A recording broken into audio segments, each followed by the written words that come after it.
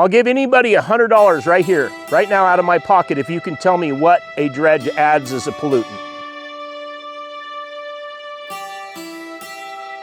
It's the worst state in the union that contacts us with problems with the Forest Service. #1 state, more problems than any other with Forest Service.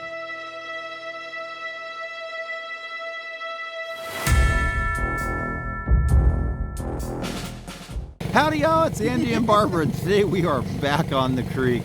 This week we're doing something a little different. We are at an American Mining Rights Association outing, and we want to introduce you, if you're not familiar with what the American Mining Rights Association is and what they do for us as the hobby mining community, the professional mining community, the outdoors UTV operator, hunters, whatever, people who use public lands. AMRA and mushroom hunters. AMRA is fighting for your rights to access and use public lands for the things that we do as outdoor type people. So stick around. We're going to talk to the founder of AMRA.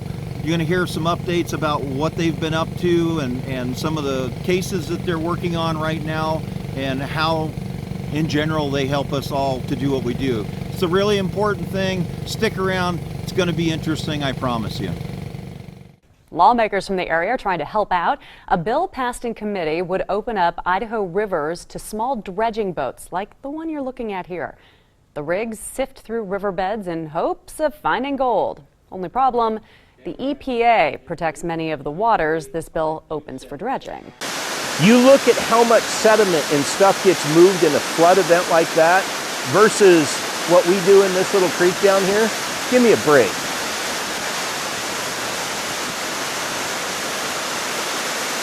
I just pray every single night that, you know what, the Supreme Court takes our case, because if they do, I'm really confident we're going to win this. And if we do, no more looking over your shoulder.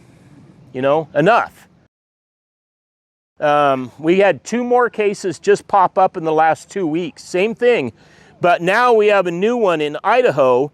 Same forest department that we ran into all the problems in Idaho, with the same players, demanding that they have a plan of operations just to use the road to get to their mining claim. Hi, so it's Andrew. I'm here with Shannon Poe, chief cook and bottle washer, founder of the American Mining Rights Association. And as I said earlier in the video, we're out here today attending this event that's been open to the public to support the American Mining Rights Association. So I wanted Shannon to actually speak to what AMRA is and what he's doing for us a little bit, just in a nutshell and a quick little blurb. So this is a public outing that anybody can come to, and we do this because we're trying to make sure that we're preserving the things for the next generation. And it's really enlightening to see a lot of kids here, so that's kind of what today is about. But AMRA was founded, and the reason why I started the nonprofit, and God, it's been over 10 years ago, 11 years ago now, was really out of frustration, because we could see that there was so much over-regulation that it was shutting everything down. And I was dredging, and I was actually making my living dredging back in 2009 when it was closed down. And heck, I started chucking money at, you know, PLP and New 49ers, and somebody fight. And not that they didn't do a good job, it's just we weren't getting enough traction. And so kind of had an epiphany one night laying in bed thinking about this and how they took all this away, and said, well, you know, if we get a bunch of mining claims and we offer access, and it's a nonprofit so nobody gets paid, and you know, and we could use that money to really fight the legal fight. And so that was basically how AMRA was founded. And we started out with, I donated 7 of my personal claims to AMRA, good claims too. They're actually, some of them are on this creek. Working today, yeah. Yeah.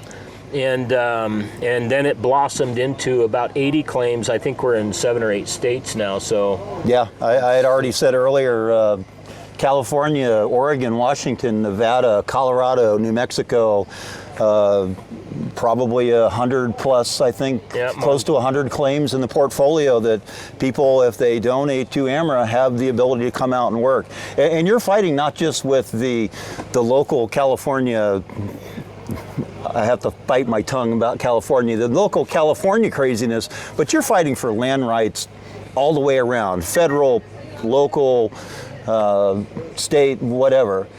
So if we would have had it to do all over again, I probably would have picked a different name. While we do fight for mining rights, and really not big companies or things like that, but the small scale, the people like you and I, right? You know, that want to go out and pan or dredge or run a high banker or whatever, but not the barrack corporations. We never ever have been in contact with them, and they don't really like us small miners because we can claim up stuff that they want. So we kind of butt heads, right? But you know, it's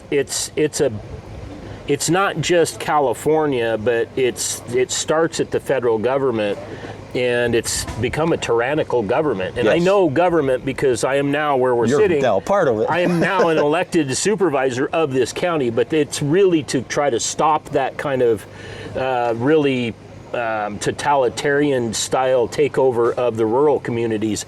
I can't affect Plumas County or those other counties, but you know what? I live here, so I'm going to stop it here. And Absolutely. That's exactly what I do.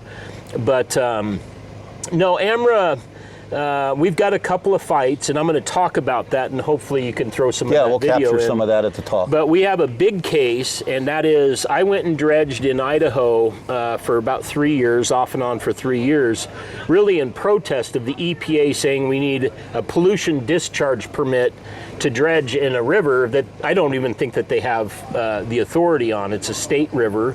I had a valid state permit that was actually taped to the side of my dredge. You know, the state did all the inspections, and I still ended up getting sued by a radical environmental company out of Idaho. Really, really radical group. And we've run through, this is going into the 6th year now of that lawsuit, hundreds of thousands of dollars, claiming that I pollute. Well, that's already been decided, because when you dredge, it's this kind of it's the soup pot theory that was coined by another Supreme Court case, and that is if you dip a ladle into a pot of soup and you lift it up, but you pour the soup right back in, are you adding anything to it? Absolutely, yeah. You're not. You're not. So that's the same thing that a dredge does. It just lifts gravels, washes them, and puts them down, but it actually cleans some of the pollutants from the waterways. Right, we've actually found it's a benefit to the environment, it's a benefit to the fish. We're getting the mercury out, we're getting the lead out, we're getting all the things out that they don't like. One other thing with AMRA, I know we're California here, and most people are probably thinking, well, AMRA is just California, but AMRA works for everybody around the country. So it doesn't matter whether you're in Washington or Idaho or Tennessee or Georgia or Ohio. AMRA is here for you. They're here to fight for your rights to use public land, not just for mining, but for other uses of public land. And Shannon has been a massive champion in that fight. Yeah, you know, and it's a good point you bring up, because there isn't a single week go by that I don't get probably between 2 and 4 phone calls from somebody, whether it be in Montana or Arizona or Alaska or wherever, that the Forest Service or BLM is putting up a gate and blocking them from their mining claim or from their favorite, you know, hunting spot or fishing. And there's certain laws that people don't know of. One of them is RS 2477, and it's all lands in the public domain, meaning like this, public lands that have roads that were created prior to 1976 and the passage of what they call FLPMA, the Federal Land Policy Management Act. Those roads are required to remain open for the purpose of mineral development, meaning that, you know, that's a part of the 1872 mining grant. Right. So if you want to go out, and how are you going to find a valuable mineral discovery if the roads are all closed? If the roads are closed. Or you found it and suddenly you come out one day and there's a gate with a lock hanging on it because the Forest Service locked you out. That happens a lot more than people think. And right. This will blow everybody away. We'll give them a fun fact, and then we got to kind of get to the festivities here. But we'll ask that your watchers here, what state do they think has the most problems, that we get the most complaints from? Out of all 50 states in the United States, what state do you think has the most problems?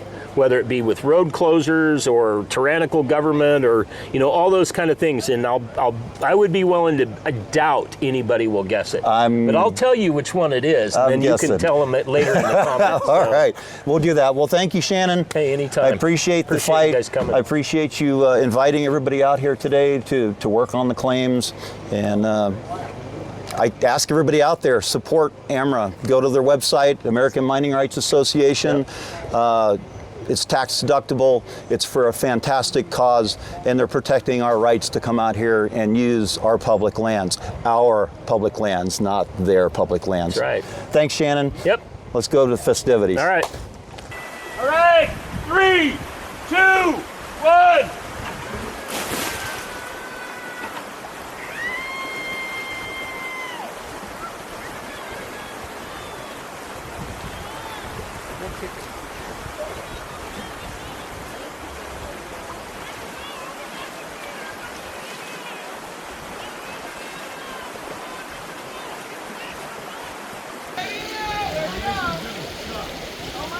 Yeah, there's a lot of them, man. You guys ready?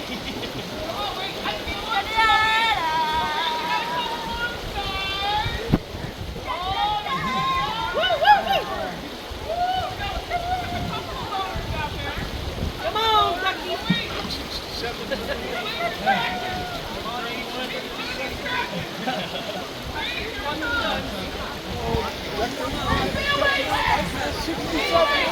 I have a winner. Slowing down the stretch. Oh, you guys taking a bath back there. He's been drinking.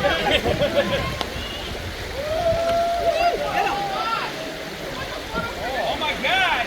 All right, pull your pants down. That's the right one. That's number 1. I think it's right there in a row, huh? Whoop, whoop. Great check, Mom.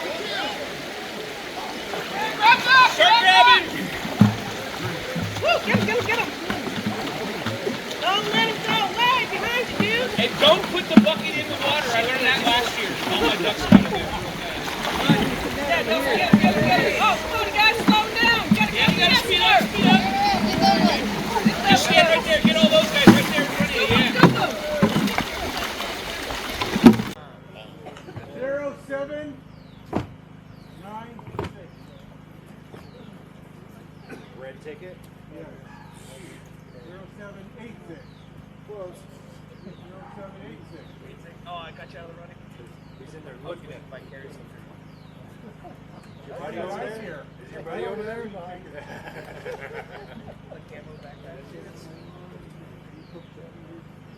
Okay, the little backpacker good set.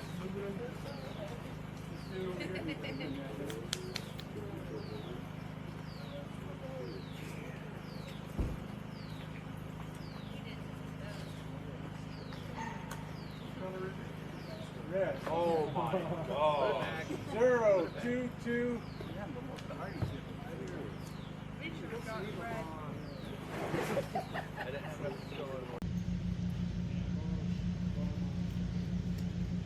Shannon says I steal those from my grandkids. What's that? You have customers? EPA, and they've been dredging there for 60 years. So I'll give anybody $100 right here, right now out of my pocket if you can tell me what a dredge adds as a pollutant. Now jack squat. Nothing. It improves. Yeah, that's why the Department of Fish and Game in Idaho is using a dredge to create fish habitat. So you owe me $100, Wanda.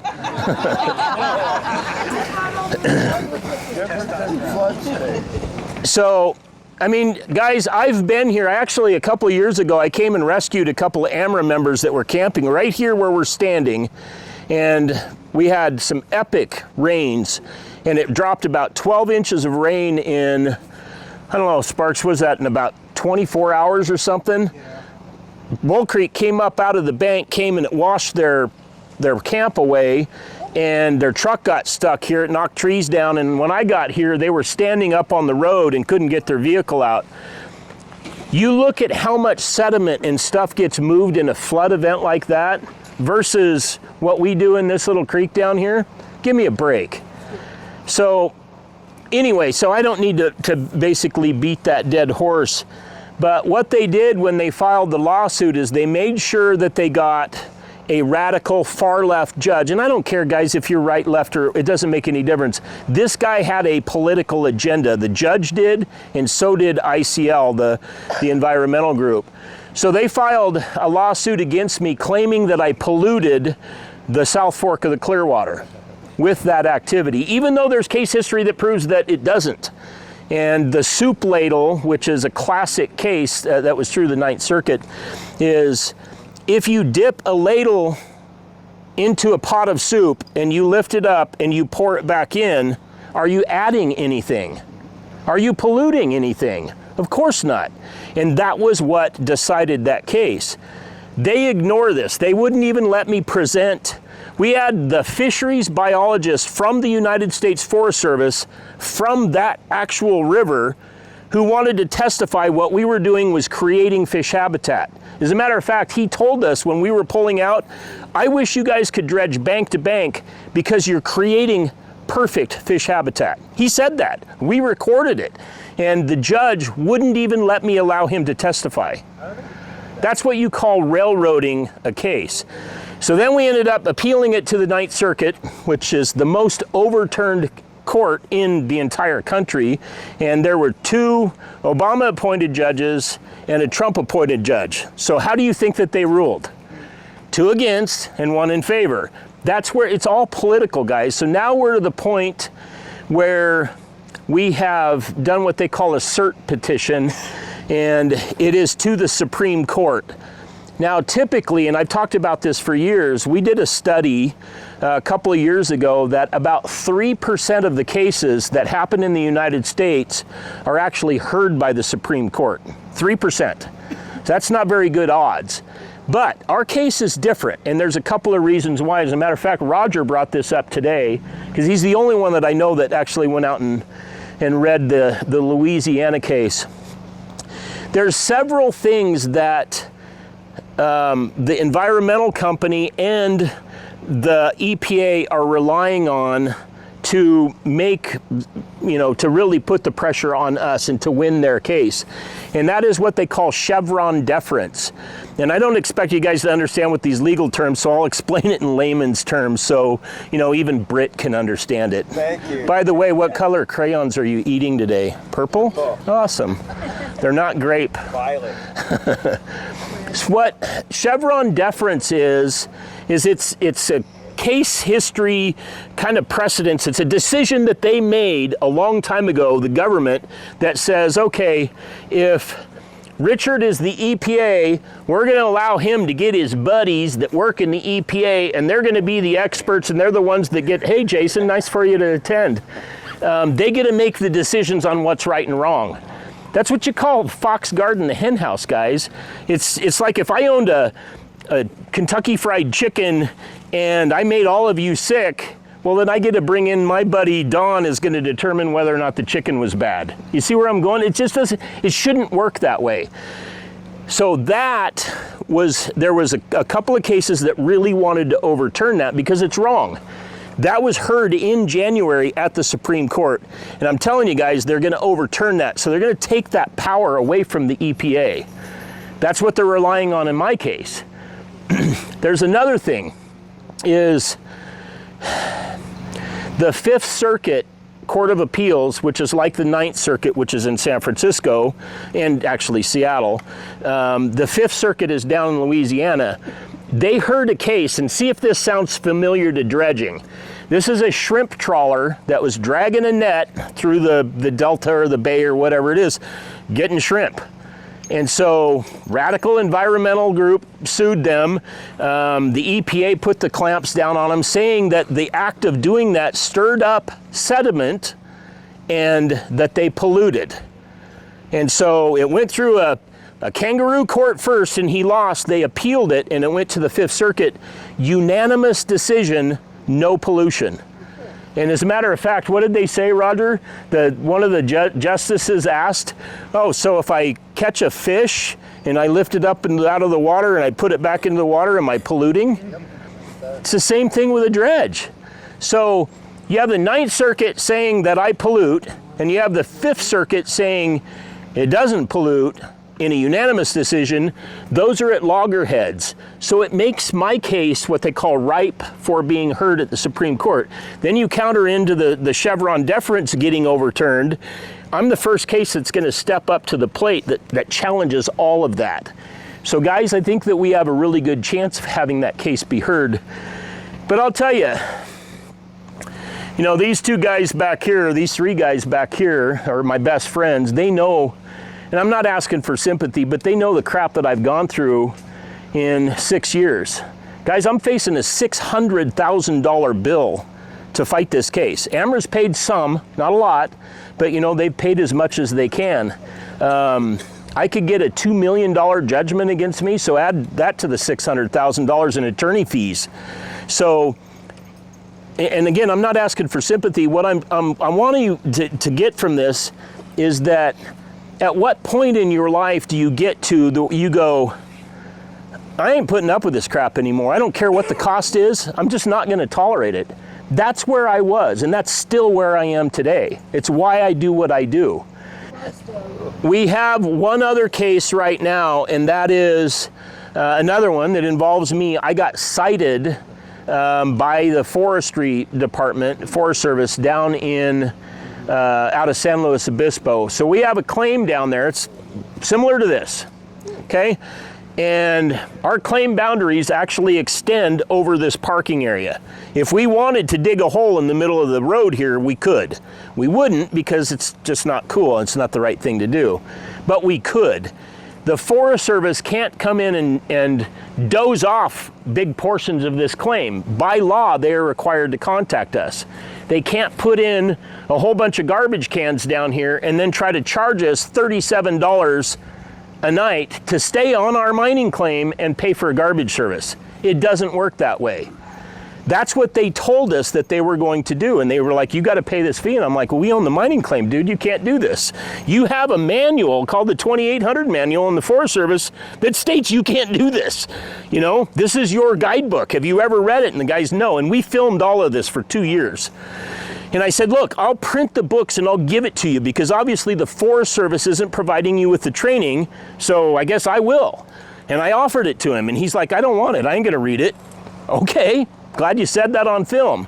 So we backed them down. The next year we went back, they showed up, guns on their hips, deputies, the whole works. They blocked the frickin' driveway, you know, like we're terrorists or something, and demanded that we pay this extortion fee for a garbage service on our mining claim. And they dozed it, and they put steel railing around so any of the handicap members couldn't even get down to the creek anymore. That's illegal, guys. So again, we had that confrontation and we filmed the entire thing. And you know, he's like, I'm gonna cite you. And I'm like, for what? Defrauding an innkeeper. Okay, well, if that's the avenue you want to go down. And so we had the discussion again. Did you read the manual? Have you been trained? Do you know what you can and can't do on mining claims? No, and I'm not going to. I don't have time to read all the books. Well, thank you for admitting that the Forest Service didn't do their job, and you certainly aren't willing to do yours, even though I offered to hand him the damn book. So they are prosecuting me for that. I mean, it's kind of a small thing, over $7, but it's the principle, guys, and it gets back to the same thing I just said. At what point do you get in your life where you go, enough? I'm just not going to tolerate this tyranny anymore. And that's where we're at. Guys, I'm not some kind of conspiracy theorist or anything like that. I don't know if Bigfoot is real. Maybe. I don't know. It's kind of a cool thought, though. But this stuff is real. There's laws, and we are all supposed to abide by the laws. We're supposed to follow the laws. We had the Forest Service ability to enforce state law revoked in this county. They can't enforce state law, so they can't pop you for dredging. Forest Service can't. Department of Fish and Game can. But I guess the point I'm trying to make is I'm trying to inspire somebody, one of these young folks or whoever, to, you know what? Make a difference. You can't stop this crap by sitting and watching a TV. You can't stop by being a keyboard pounder. The only way that you can stop is if you get involved. And it doesn't mean that you have to run for office, but be vocal about it. So the case in San Luis Obispo goes to a 3-day jury trial, over $7, guys. And believe me, I've already shelled out $4 grand just to get an attorney to represent me. And it's probably going to be $15,000 by the time we're done. And we're going to win that. I mean, clearly, because there's even case history on this. How they think that they're going to win this is beyond me. But it's why they do this. It's why they sued me, because they want to shut me up individually. If they shut me up, it shuts you up. Does it make sense? I'm your voice. Whether you like it or not, I'm the loudest voice out there. So we'll see. We should know something probably in the next, I'm going to say 4 to 5 months, whether the Supreme Court will hear the case. If they don't, I will be bankrupted. Period. Hands down, I'll be bankrupted. I mean, how do you survive a $2 million judgment? Because there's no other place to appeal it to, and that's the end. And it's probably the biggest, best chance that we have to overturn this entire dredge scheme crap from the EPA, which is the Clean Water Act, all across the country. It doesn't just impact California, it impacts every state in the union. My case. That's how important it is. So here's the cool thing. So a couple of weeks ago, I got a call from Frank, the attorney, and he's like, Shannon, I just got a phone call from, and I can't remember the guy's name. I'm not that good at remembering that. But anyway, he is the Attorney General for the state of West Virginia. And anyway, the Attorney General of the state of West Virginia, a conservative guy, he sued the EPA under the Clean Air Act because the EPA overstepped their authority, just like they did in the example I gave with Richard, and used Chevron deference. They used their own expert saying, oh, this created a pollutant, when it just was almost identical to the Clean Water Act case, dredging, but this involved air. And it was a unanimous Supreme Court decision. Even the far left Supreme Court justices ruled with the conservatives going, dude, the EPA way overstepped their authority. Anytime you see a unanimous decision, that's a B slap upside the head. So he contacted Frank and said, I want to write what they call an amicus brief in support of my case being heard by the Supreme Court. 2 days later, I called the Attorney General Raul Labrador in Idaho, whom I know. He was on the bank in 2015 when I dredged on the Clearwater, as I think he was just a state representative at the time, supporting me. So now he's the Attorney General. I called him. He's on board, and it looks like we may have 20 more United States state attorney generals piling on to demand that the Supreme Court take my case. That is huge, guys. That is massive. That I know, and I just pray every single night that, you know what, the Supreme Court takes our case, because if they do, I'm really confident we're going to win this. And if we do, no more looking over your shoulder. You know, enough. Enough of the tyranny. Fight back. So that's exactly where we're going to go with this. So anyway, that guy brings you guys up to speed. And I ask this a lot. Some of you may know the answer, and if you do know, I don't want you to answer. What do you think the state is? You guys can't answer because I already told you this. What's the worst state in the union that contacts us with problems with the Forest Service? Number one state, more problems than any other with the Forest Service. Montana. You guys have already heard this. They never would have got that. Cali. It's Montana, by far, and still. We had 2 more cases just pop up in the last 2 weeks. Same thing. But now we have a new one in Idaho. Same forest department that we ran into all the problems in Idaho, with the same players demanding that they have a plan of operations just to use the road to get to their mining claim. So I don't expect you guys to understand what that is, but it is utterly ridiculous. A plan of operations, meaning that you're disturbing up to 5 acres and you're causing all of these things, and it triggers all of these environmental assessments and on and on and on. And it's just a way for the government to try to get you to sign a contract to basically shut you down. And that's exactly what they do. Anyway, so guys, I'm just saying, we get an awful lot of calls. Montana, Idaho, we're getting a lot of calls out of Idaho, Colorado, and even New Mexico now. So, I mean, it's just kind of permeating. And I don't know if you guys are following what's going on with really the economy, but the reason that you're seeing gold go up dramatically is the death of your United States dollar. Yeah. It really, truly is, guys. And if you look at the comparison of what a dollar is worth today versus what it was just 30 years ago, it's night and day different. So that's why gold's over $2,400 an ounce. But if I was to buy something, I would buy silver. And there's a reason for that. So anyway, guys, any questions at all? What's the time frame to submit your case to the Supreme Court? Is it the next session, or? Yes, and so we have a few months yet still, and we're trying to postpone that long enough to get the Chevron deference case to come out, and then boom, we'll be knocking on the door. Yep. All right, guys. Well, thank you for your time. Appreciate it. Let's do the 2 guns.